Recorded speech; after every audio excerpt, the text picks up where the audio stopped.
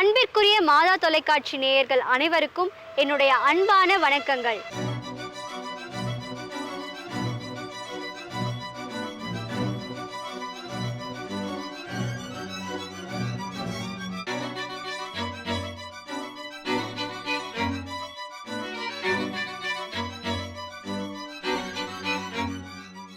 ஆலயம்ங்கிறது வெறும் ஆன்மீக தலம் மட்டும் இல்லைங்க.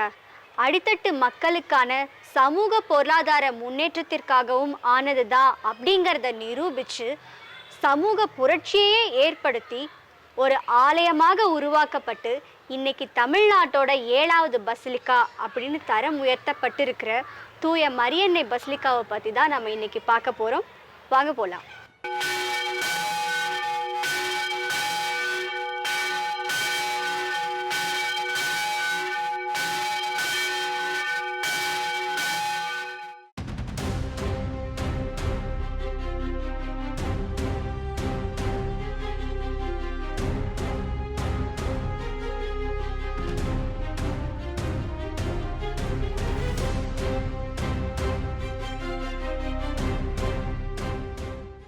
முலகுமூடுங்கிற பேர் ஏன் வந்தது தெரியுமா? 2 காரணம் இருக்கு. முதல் காரணம், நல்ல மிளகு அதிகமாக விளையிற ஊர் இது அப்படிங்கிறதுனால மிளகுமூடு அப்படிங்கிற பேர் வந்தது. நாளடைவில் அது மருவி முலகுமூடு அப்படின்னு ஆயிடுச்சு. 2வது காரணம், முலகுமூடு சந்திப்பில் முலை கூட்டங்கள், அதாவது மூங்கில் கூட்டங்கள் அதிகமாக இருந்துதான். அப்போது அந்த வழியாக மாட்டு வண்டியில் போகிறவங்கலாம் தங்கி ஓய்வெடுத்துட்டு போனாங்களாம். அது முலைமூடு அப்படின்னு ஆகி நாளடைவில் மருவி முலகுமூடு ஆயிடுச்சுன்னு சொல்கிறாங்க. திருவிதாங்கூர் சமஸ்தானத்துக்கு கீழே முலகுமூடு இருந்த டைமில் தோமையார் வழி மரபு கிறிஸ்தவங்களும் சவேரியார் வழி மரபு கிறிஸ்தவங்களும் வாழ்ந்துக்கிட்டு இருந்தாங்க. இத்தகைய பாரம்பரியமிக்க முலகுமூடு முதல்ல எளிய முறையில் மக்கள் வழிபடுவதற்கு பனை ஓலையால் வேயப்பட்ட ஒரு குருசடி இருந்துச்சு. இதில் என்ன சிறப்பு அப்படின்னு பார்த்தீங்கன்னா, தற்பொழுது கூட அந்த கல் குருசு முதல் புதுமை நடந்த வேப்ப மரத்துக்கு பக்கத்தில் நிறுவப்பட்டு இன்றளவும் மக்கள் அதில் எண்ணெயை ஊற்றி தீபமேற்றி அவங்களுடைய விண்ணப்பங்களை மாதா வழியை சமர்ப்பித்து பல நலன்களை பெற்றுக்கிட்டு இருக்கிறாங்க. 1853 வருஷம் விராப்பலி மறை மாவட்டத்திலிருந்து கொல்லம் மறை மாவட்டம் உருவாச்சு. அன்றிலிருந்து முலகுமூடு பங்கு கொல்லம் மறை மாவட்டத்துக்குள்ள செயல்பட்டிருந்த சிறந்த பங்குகளில் ஒரு பங்காக இருந்துச்சு. 1860 கொல்லம் மறை மாவட்ட ஆயரவங்களால் ஃபாதர் விக்டர் அவங்கள முலகுமூட்டின் முதல் பங்கு தந்தையாக நியமித்தாங்க. முலகுமூடு என்னும் ஊருக்கு முக்கியமான ஒரு பலமான அடித்தளத்தை அமைத்தவர் அருட்தந்தை விக்டர் அவர்களும் அவருடைய சொந்த சகோதரராக இருந்த அருட்தந்தை யூஜின் வெர்லியூர் அவர்களும். கைவிடப்பட்டோர் இல்லம், அருட்கண்ணியர் இல்லம், பள்ளிக்கூடம், ஓடு தொழிற்சாலை மூலம் சமூக புரட்சி, தூய மரியன்னை ஆலயம், இவை அனைத்தையும் தனது 35 வருட பணிக்காலத்தில் நிறைவேற்றிய கார்மல் சபையை சேர்ந்த அருட்பணி தந்தை விக்டர் அடிகளும் அவரது தம்பி அருட்பணி யூஜின் வெர்லியரும் 200 ஆண்டுகளுக்கு முன்பு வாழ்ந்த பழமையான வீடு இது.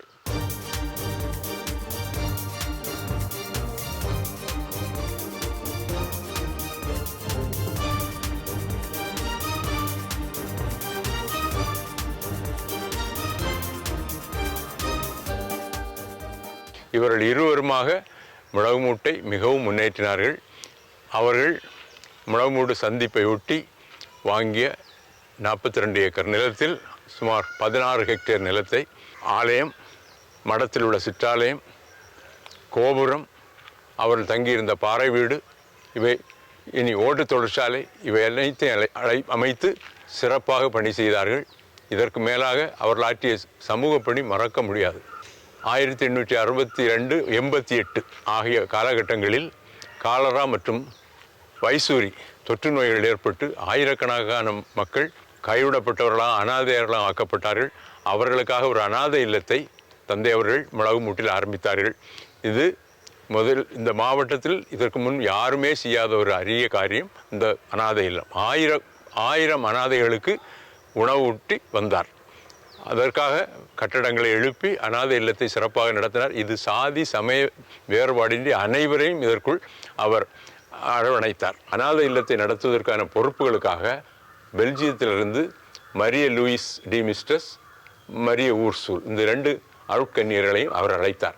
செயின்ட் அகுஸ்டின் காங்கிரிகேஷனில் அவர் Mother foundress Mother Maria Louise அவர்கள் அங்கே வந்து முன்னாடியே சிஸ்டராக இருந்தாங்க. அவங்க இதில் அவங்க டீச்சராக ஒர்க் பண்ணியிருந்தாங்க ஸ்கூலில். ஆனால் அவங்களுக்கு எப்பயுமே ஒரு விஷன் இருந்தது, அவங்க டிசையர் இருந்துச்சு, எய்ம் இருந்துச்சு, ட்ரீம் இருந்துச்சு. அப்படின்னா மிஷினரி சிஸ்டராக போகணும்னு ரொம்ப ஆசை இருந்துச்சு. ஆனால் அதோடு இருக்கும்போது என்ன அந்த நேரத்தில் தான் ஃபாதர் விக்டர் வந்து ஒரு லெட்டர் அனுப்பியிருக்காரு, இது மாதிரி சபைக்கு இது மாதிரி யார் வந்து மிஷினரியாக வரணும் ஆசைன்னு கேட்டோன்னே இவங்க உடனே வாலண்டியர் பண்ணி அங்கே இருந்து அவங்க வரும்போது கூட ஒரு நாவிஸ், ஒரு நவக்கண்ணி சிஸ்டர் ஊர்ஸில், சிஸ்டர் கிடையாது, ஒரு நவக்கண்ணி ஊர்ஸில் வந்து அழைச்சிட்டு வந்தாங்க. அழைச்சிட்டு வரும்போது இங்கே வந்து இந்தியா வந்து ரீச் ஆகும்போது அவங்க நவம்பர் 7th 1897 ரீச் ஆனாங்க. ரீச் ஆகும்போது அங்கே யார் இன்வைட் பண்ணாங்களோ அந்த ஃபாதர் விக்டர் அங்கே இல்லை. இருந்தால் கூட அவங்க வந்து அதோட நம்பிக்கையும் ஆழமான விசுவாசம் இருந்ததுனால பிள்ளைங்களுக்கு எதுக்காக வந்தாங்களோ அதற்காக அந்த பர்பஸ் ஆரம்பிப்போம்னு சொல்லி அவங்க ஆரம்பித்தாங்க. அதனால் வந்து பிள்ளைங்களை வந்து ஆர்ஃபன் பிள்ளைங்கள் எல்லாம் வந்து அப்போ நிறைய பிள்ளைங்க நிறைய இருந்தாங்க, 1000 இருந்தான்னு சொன்னாங்க. அந்த பிள்ளைகளுக்கு எல்லாம் கவனிச்சுட்டே இருந்திருக்காங்க. அந்த பிள்ளைகளை கவனிக்கும் போது பார்த்துருக்காங்க அது என்ன வந்து எக்கனாமிக் லெவலில் அவங்களுக்கு ரொம்ப டவுன் ஆச்சு. கையில் பணம் இல்லை, பிள்ளைகளை சாப்பிட வைக்கணும், அப்புறம் ஏதாவது தொழில் பண்ணணும். அப்படின்னா ஏன்னா வருஷம்லாம் போயிட்டே இருக்கு, நம்பர் இன்க்ரீஸ் ஆகிட்டே இருக்க போகிறனால அந்த பிள்ளைங்களை வந்து நல்லா கவனிக்கணும்னு சொல்வதற்காக என்ன செஞ்சாங்க, ஒரு தையல் இது ஆரம்பிக்குன்னு பார்த்தாங்க. அந்த தையல் ஆரம்பிக்கும் போது பிள்ளைங்களுக்கு வந்து சிஸ்டர் ஊர்சில், அந்த நவக்கண்ணி ஊர்சில் தான் வச்சுருக்காங்க. கையில் பின்லேஸ் அவங்களுடைய பாபின்னு வச்சுருக்காங்க, பெல்ஜியத்தில் உள்ள ரொம்ப ஸ்பெஷலானது. அதை சொல்லி கொடுத்து பிள்ளைங்களுக்கு தையல் கற்றுக் கொடுத்தாங்க. அந்த தையலை தான் அவங்க சேமித்து வச்சு அவங்க பெல்ஜியம் போகும்போது அவங்கள விற்று அதுக்குள்ளே பைசா வச்சு அவங்க இன்க்ரீஸ் பண்ணிட்டு இருக்காங்க. அப்படி போயிட்டு இருக்கும்போதே ஒரு பக்கம் ஜபமும் பக்தியும் ஆழமான விசுவாச பிள்ளைகளை வளர்க்கும் போது தொழில் கற்றுக் கொடுத்தாங்க. அதோடு நல்லா படிக்கிற பிள்ளைங்க, திறமான பிள்ளைகளை கல்வி சொல்லி கொடுத்தாங்க. அப்போ கல்வி போகும்போது அப்போ தான் அதுக்கப்புறம் அவங்க யோசித்து வந்து அவங்க இதுலேருந்து நம்ம வந்து ஒரு சபையை ஆரம்பிக்கிறதுக்காக ஐசிஎம் என்ற சபையை ஆரம்பித்தாங்க. அதில் அப்போ ஆரம்பிக்கும் போது அது அந்த தமிழ் பேர் வந்து மரியாயின் மாசற்ற திருஹிருதய வேத போதக சபை. இன்று உலகத்தில் 19 நாடுகளுக்கு மேல் இந்த சபை இருக்கின்றது. தாய்மடம் இதுதான்.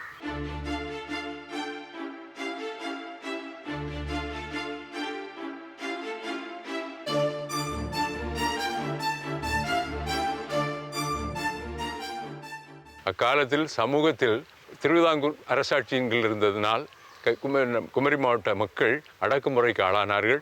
அவர்கள் ஓடு வேய்வதற்கு முட்டுக்கு மேல்தான் வேட்டி கட்ட வேண்டும், மீசை வைக்கக்கூடாது, இப்படி அநேக கட்டுப்பாடுகள் விதித்திருந்த காலகட்டம். ஓடு வேய்வதற்கு அனுமதி இல்லாத காலத்தில் ஒரு புரட்சியாக இவர் ஓட்டுத் தொழிற்சாலையை ஏற்படுத்தி அநேக ஓடுகள், இன்றும் பல 4 வீடுகள் ஓடு வேய்ந்த குறைகளை நாம் பார்க்கலாம். அந்த வேயப்பட்டிருக்கின்ற பழைய ஓடுகள் இவர் உருவாக்கிய அந்த ஓட்டுத் தொழிற்சாலையில் ஓடுகள் தான். மேலும் இந்த ஓட்டுத் தொழிற்சாலையில் உள்ள ஓடுகள் தான் பத்மநாபர் அரண்மனையில் வேயப்பட்டிருக்கின்றது. திருவிதாங்கூட்டில் தோமையார் பேரில் அமைந்துள்ள அரைப்பள்ளி, திருவிதாங்கூர் அரைப்பள்ளி ஆலயத்திலும் வேயப்பட்டிருப்பது இந்த தந்தை அவர்கள் உருவாக்கிய முழகமூடு ஆர்ஃபனேஜ் சைல்ட் ஒர்க்ஸ் என்ற ஓட்டுத் தொழிற்சாலையில் உருவாக்கிய ஓடுகள் தான். தந்தை விக்டர் அவர்கள் 1897 ஜூன் 27 மாலை 6 மணி அளவில் பக்கவாட்டு நோயினால் பாதிக்கப்பட்ட அவர் இறைவனடி சேர்ந்தார். அன்னாரது உடல் கொல்லத்திலிருந்து திருவனந்தபுரம் வரை படகு மூலம் கொண்டு வரப்பட்டு திருவனந்தபுரத்திலிருந்து முழகுமூற்றுக்கு மாட்டு வண்டியில் கொண்டு வந்து சேர்த்தார்கள். நல்லாயன் இழந்ததை அறிந்த முழகுமுடு மக்கள் கண்ணீரால் அஞ்சலி செலுத்தினர். அன்னாரது உடலானது முழகுமுடு ஆலயத்தின் பீடத்தின் முன்பகுதியில் அவரை அடக்கம் செய்தனர். முழகுமுடு இன்று அடைந்த அத்தனை முன்னேற்றத்திற்கும் அடித்தளம், ஸ்ட்ராங்கான அடித்தளம் போட்டவர்கள் இந்த 2 தந்தையர்கள் தான். முழகுமூடு புனித மரியன்னை பசிலிக்காவுடைய இத்திருத்தலம் அருள்பணியாளர் விக்டர் அவர்களுடைய ஒரு கனவு மேய்ப்பு பணி திட்டத்தின் வெளிப்பாடு என்பதை இன்று நாங்கள் அனுபவிக்கின்றோம்.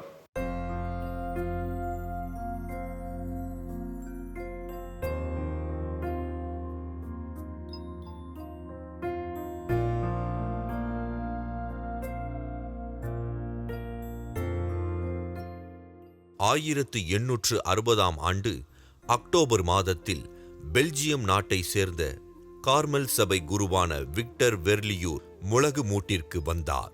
இவர்களின் வருகைக்கு முன்னரே ஓலை வேய்ந்த கூரை கோவில் இருந்து வந்துள்ளது. அருட்பணி விக்டர் அவர்கள் இந்த ஓலை கோவிலை மாற்றி மண் சுவரால் ஆன ஓர் சிற்றாலயத்தை மாதாவுக்கு அர்ப்பணித்தார்கள். 1860ஆம் ஆண்டில் முளகுமூடு தனிப்பங்கானது. எனவே தந்தை விக்டர் அடிகள் முளகுமூட்டின் முதல் பங்கு தந்தையாக கொல்லம் மறை மாவட்ட ஆயரால் நியமனம் செய்யப்பட்டார்கள்.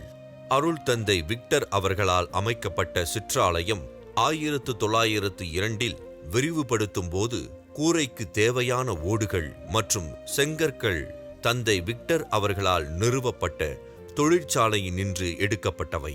முளகுமூடு தூய மரியன்னை ஆலயம் 1910ஆம் ஆண்டு செப்டம்பர் 8ஆம் நாள் கட்டத் தொடங்கி 1912ஆம் ஆண்டு கட்டி முடிக்கப்பட்டது. இது ரோமாபுரி ஆர்ச் வடிவ கட்டிடக்கலை அடிப்படையில் கட்டப்பட்டது. 1910இல் ஓட்டுக்கூரையாகவும் 1982இல் காங்கிரீட்டும் 2014இல் பங்கின் வரலாற்றை 150வது ஆண்டை சிறப்பிக்கும் வகையில் ஆலயத்தின் முன்பகுதி கோபுரம் உருவாக்கப்பட்டு அழகுற கலநயத்துடன் புதுப்பிக்கப்பட்டது. ஆலயத்தின் பீடம் 3 முறை மாற்றியமைக்கப்பட்டுள்ளது. முதல் பீடத்தின் மேல் பகுதியில் மரியன்னையின் படம் அழகிய சிற்ப சித்திர வேலைப்பாடுகளுடன் இடம்பெற்றிருந்தது. தற்போது அந்த படம் பீடத்தின் வலது பக்கம் அமைந்துள்ளது. இரண்டாவது பீடம் தந்தை ஜார்ஜ் காலத்தில் ஓட்டுக்கூரை கான்கிரீட் கூரையாக மாற்றப்பட்ட போது மாற்றியமைக்கப்பட்டது. அந்த பீடத்தில் மலை போன்ற அமைப்பின் மீது திருச்சிலுவையும் அதற்கு கீழே வட்ட வடிவிலான அறையில் நற்கருணை பேழையும் இடம்பெற்றிருந்தது. மூன்றாவது பீடம் தற்போதைய பீடம் தந்தை பெர்க்மான்ஸ் காலத்தில் தேக்கு மரத்தால் அழகுற அமைக்கப்பட்டது.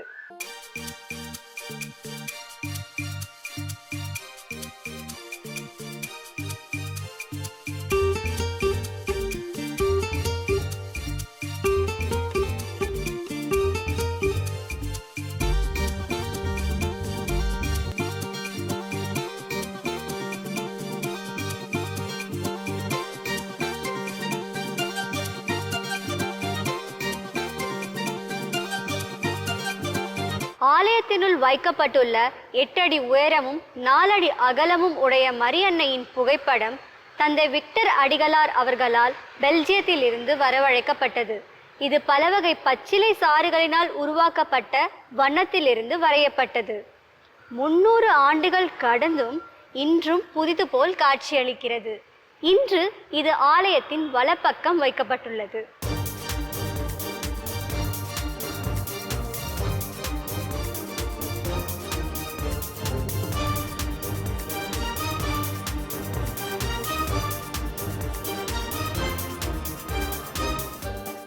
குழித்துறை மறை மாவட்டத்தின் பாதுகாவலரும் முதல் இந்திய பொதுநிலையினர் புனிதருமான மறைசாட்சி தேவசகாயம் அவர்களின் திருத்தந்தையால் அங்கீகரிக்கப்பட்ட முதல் வரைபடம் புகழ்பெற்ற சிற்ப சித்திர கலைஞர் B.K. கங்கன் அவர்களால் வரையப்பட்டு பீடத்தின் இடதுபுறம் வைக்கப்பட்டுள்ளது.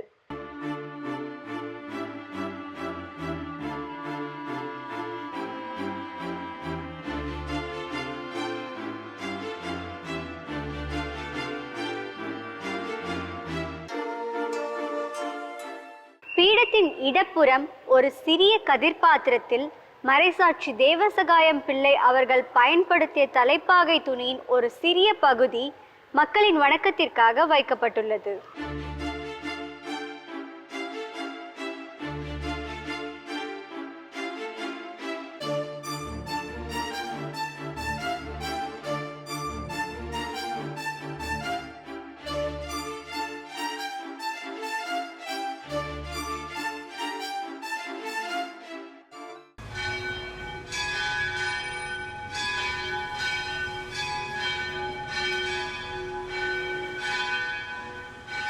இன்னிசை எழுப்பும் ஆலயத்தின் மணியானது தந்தை விக்டர் அடிகளால் 1891ஆம் வருடம் பிரான்சில் இருந்து கப்பல் மூலமாக கொண்டு வரப்பட்டது. 75 கிலோ எடையுள்ள இந்த மணியானது இனிய நாதம் கொண்டது.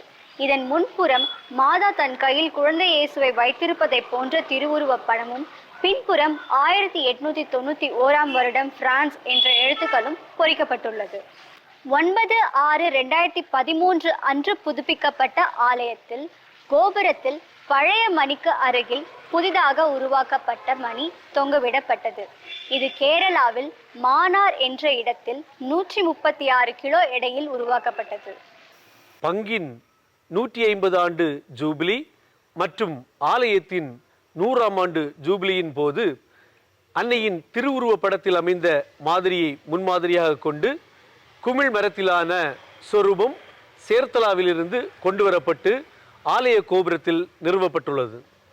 அன்னை மரியாளின் பரிந்துரையாலும் கடவுளின் அருள் ஆசையினாலும் 2020ஆம் ஆண்டு ஜூன் மாதம் 9ஆம் நாள் திருத்தந்தை பிரான்சிஸ் அவர்களால் இவ்வாலயம் தமிழகத்தின் 7வது மற்றும் இந்தியாவின் 27வது பசிலிக்காவாக உயர்த்தப்பட்டது.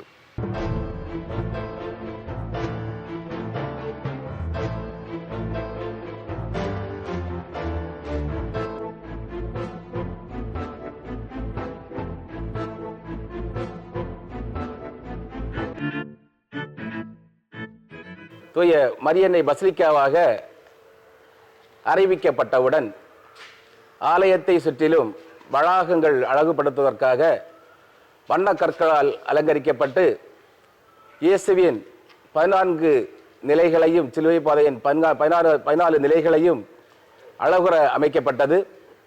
இதில் வியாகுல அன்னையின் சிறுவமானது மிகவும் கம்பீரமாக நிறுவப்பட்டது. நமது ஆலயமானது திருத்தந்தை அவர்களின் சிறப்பு அங்கீகாரத்தின்படி பசிலிக்காக தரம் உயர்த்தப்பட்ட நிலையில் நமது ஆலயத்தின் நுழைவாயில் மற்றும் மதிர்ச்சுவர்கள் வரலாற்று சிறப்புமிக்க வகையில் சீரமைக்கப்பட்டு திருச்சபையின் தூண்களான 12 அப்போஸ்தலர்களின் திருவுருவ சொரூபங்கள் நிறுவப்பட்டு அது 21/4/2004 அன்று குளுத்துறை மறைமாவட்ட ஆயர் அவர்களால் அர்ச்சிக்கப்பட்டது. பசிலிக்காவாக உயர்த்தப்பட்ட பின்பு தேவையின் அடிப்படையில் நற்கருணை சிற்றாலயம், ஒப்புரவு சிற்றாலயம், அருங்காட்சியகம் என அதே கலைநயத்துடன் புதியதாக கட்டப்பட்டு இணைக்கப்பட்டது. அன்னையின் கெபியானது ஆலயத்தின் முன்புறம் பல இடங்களில் மாற்றி அமைக்கப்பட்டு தற்போது இந்த இடத்தில் நிறுவப்பட்டுள்ளது. மரியன்னை பசிலிக்காவினுடைய திருவிழாவானது ஒவ்வொரு ஆண்டும் செப்டம்பர் மாதம் கொண்டாடப்படுகிறது. அன்னையின் பிறந்த நாளாகிய செப்டம்பர் 8ஆம் தேதிக்கு முந்தைய வெள்ளிக்கிழமை திருக்கொடியேற்றத்தோடு விழா தொடங்கும். இங்கு திருக்கொடியேற்ற நிகழ்வானது ஒரு பல்சமய கொண்டாட்டமாக அரங்கேறுகிறது. திருக்கொடியானது பவனியாக எடுத்து வரப்பட்டு அங்கே பல்சமய தலைவர்கள் முன்னிலையில் குத்துவிளக்கேற்றி அவர்கள் அனைவரும் வாழ்த்துக்கள் சொல்ல இறையாசிர் கூறி அருள்பணியாளர்கள் ஆயர்கள் தலைமையில் திருவிழாவானது கொடியேற்றத்தோடு தொடங்கும். ஒவ்வொரு நாளும் நவநாளும் திருப்பலியும் சிறப்பாக கொண்டாடப்படுகிறது.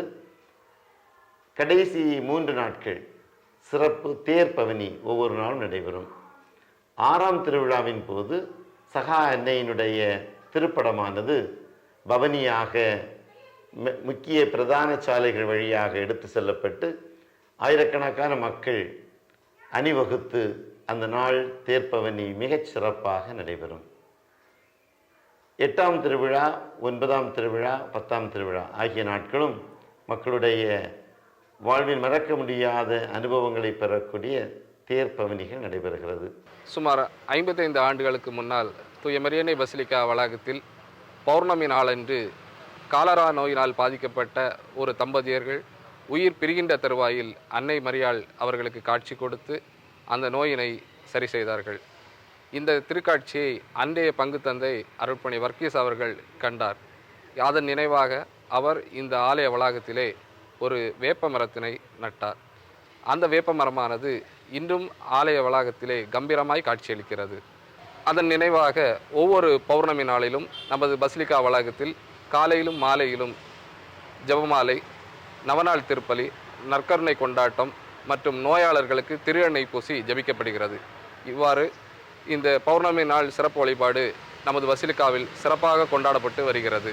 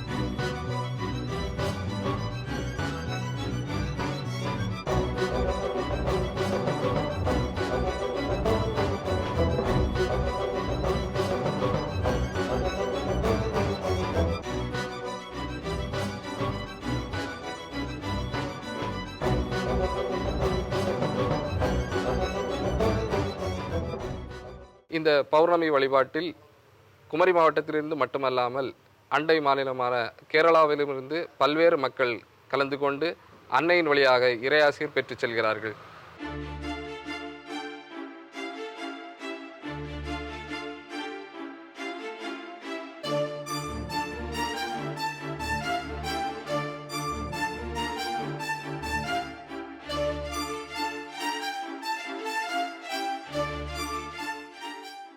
அன்னையின் பௌர்ணமி நாள் புதுமையின் 50வது ஆண்டில் மக்கள் வழிபடுவதற்கு வசதியாக, வேண்டுதல் செய்வதற்கு வசதியாக அன்னையின் திருவுருவ சாயலில் அமைந்த சொரூபமானது அர்ச்சிக்கப்பட்டு நிறுவப்பட்டது. இந்த சொரூபமானது 5½ அடி உயரம் கொண்டதாக இருந்தது. அதனுடைய பாதத்தில் 2 அடி விட்டமுள்ள முழு கோட வடிவமானது அமைக்கப்பட்டிருந்தது. அதனுடைய பீடத்தில் 4 பக்கங்களிலும் அன்னையின் வாழ்வில் நிகழ்ந்த 4 முக்கிய நிகழ்வுகள் சித்தரிக்கப்பட்டது. அதன் 4 விளிம்புகளிலும் அன்னை நற்செய்தியாளர்களுடைய முன்னோடி என்பதை விளக்கும் விதமாகவும், அன்னையே முதல் நற்செய்தியாளர் என்பதை விளக்கும் விதமாகவும் 4 விளிம்புகளிலும் 4 நற்செய்தியாளர்களும் அவருடைய குறியீடுகளும் பொறிக்கப்பட்டுள்ளது.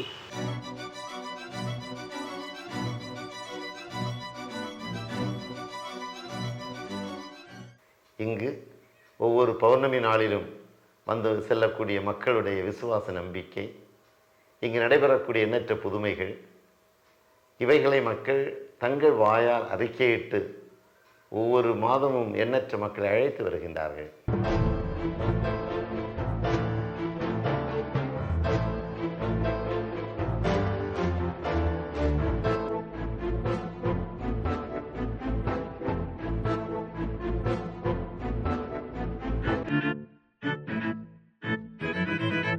என் மகனுக்கு 2017 ஏப்ரல் மாதம் 15ஆம் தேதி ஆக்சிடெண்ட் ஆச்சு.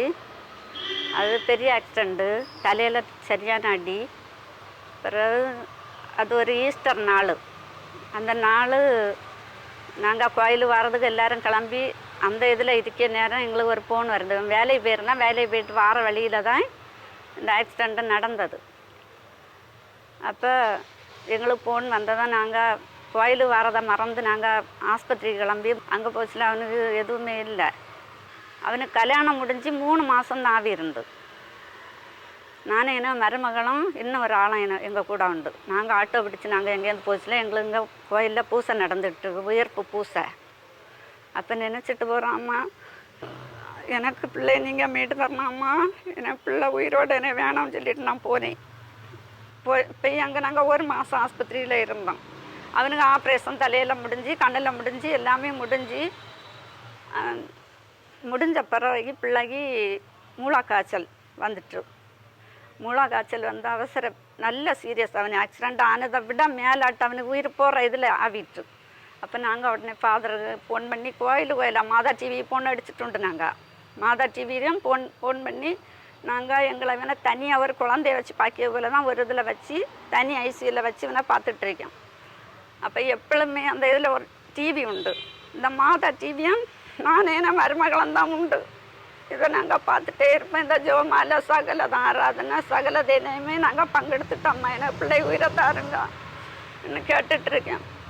அப்போ இந்த அவசரமான இதில் எங்கள் ஃபாதர்கிட்ட ஃபோன் பண்ணி என் மகன் சொன்னான், மூத்தவன் சொல்லி எல்லார்கிட்டையும் ப்ரேயர் பண்ண சொல்லணும், இப்படி நல்ல சீரியஸாக இருக்குது அப்படின்னு. அப்போ வாரந்தோறும் எங்கள் ஃபாதரை மறக்கவே முடியாது. அவர் வாரந்தோறும் பங்கு மக்கள்கிட்ட சொல்லி எங்களுக்கு என் பிள்ளைக்கு ஜெபம் தனியாக நடந்துகிட்டே இருக்குது. இந்த ஜபிக்க என் பிள்ளைக்கு அங்கே மருந்தும் போது அந்த நோய் குணாவிட்டே வருது. கரெக்டாக 1 மாதம் இருந்தால் அவனுக்கு பூர்ண குணம் கிடச்சி நாங்கள் வீட்டுக்கு வந்தோம்.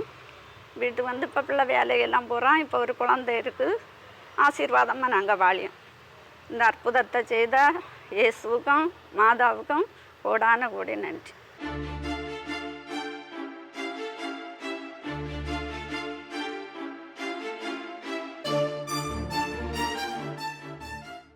அன்னை மரியாளுடைய உடனிருப்பை இங்கே இருக்கக்கூடிய ஒவ்வொருவரும் உணர்கின்றோம். அந்த தாய் கானா ஒரு திருமணத்தில் குறைகளை நிவர்த்தி செய்த தாய், அந்த தாய் எங்களோடு தங்கியிருந்து எங்களை வழிநடத்துகின்றார்.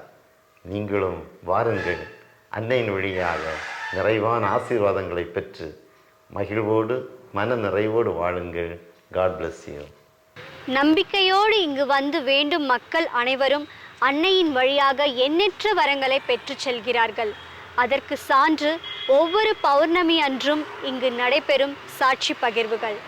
அன்பிற்குரிய மாதா தொலைக்காட்சி நேயர்களே, நீங்களும் இங்கு வந்து அன்னையின் வழியாக இறையாசிரை பெற்று செல்லுங்கள். இறைவன் என்றும் உங்களோடு துணை நிற்பாராக. இயேசுவுக்கே புகழ், மரியே வாழ்க.